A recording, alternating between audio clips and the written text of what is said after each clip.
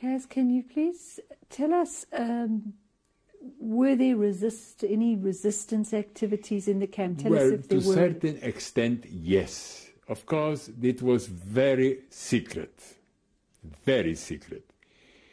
There have been two kinds of resistance movement. One, I was not involved in. It was collecting and passing information from the camp to the outside world. This way, for example, have been sent outside the camp photographs taken by David Warszawski from the roof of one of the barracks. He was covering the barracks, you see, with the special bitumen paint. And David have done the photographs. He find a camera through this, what I told you, Canada, from the warehouse, and used this camera, and this photograph was sent outside. Where did they send the photographs to? In Birkenau. In Birkenau, from the roof of one of the barracks next to the crematorium number 4. And you got there people, naked women, before the entrance to the gas chamber. It was publicized all around the world after war. This was one. Second, which I was a little bit involved, was helping the people to escape. You know, what was the procedure?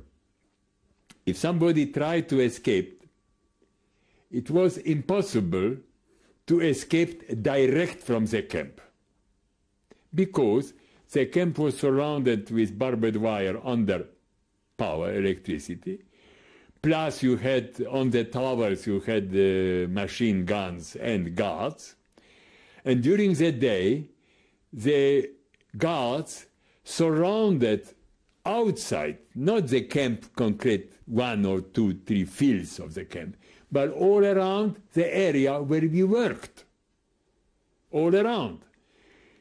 Only by night they came on the towers surrounding different camps. And by day they have been ready. So it was a question to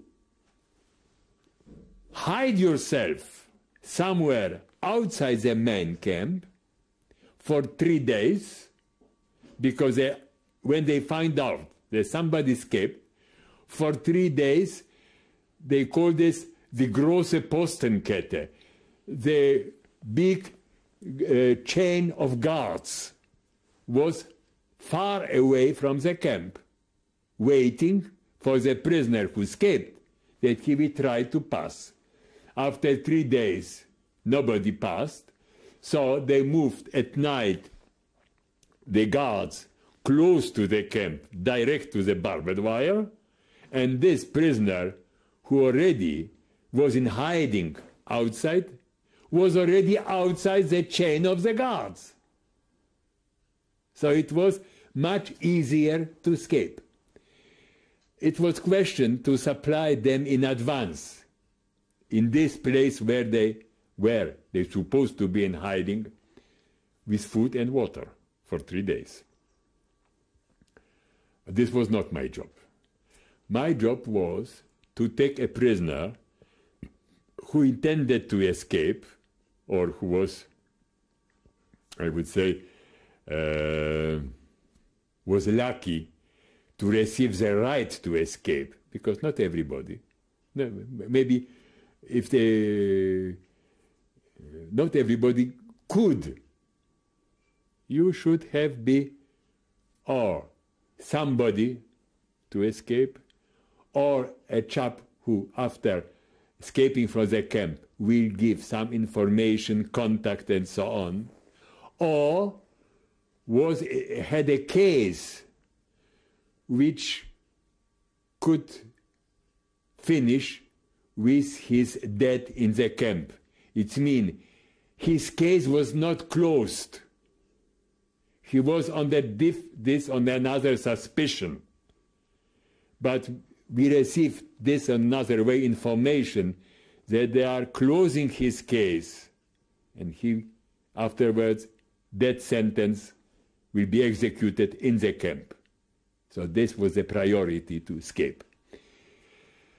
My job was to take to my commando on which I was working, and where really the capo, who was a Czech, received from me some food from my parcels and have done this what I told him. And I have taken 1 or 2 people to my commando for, I would say, recovery, physical rehabilitation before he goes escaping. You know? It was for about 2 weeks or 3 weeks. I had a couple of Russians who passed through my hands. I remember them well. Well, one was unlucky. They crushed him, killed him. They were 2. The other one was hanged in the camp. But a couple of them gone through to the partisan in the mountains, which were not far from the camp. So your resistance movement in the camp was linked to the partisan movement outside? Yeah. And it was all part of your underground army that you had joined right at the beginning? You are right. Okay. That it was. Could you tell us a little bit about cultural activities?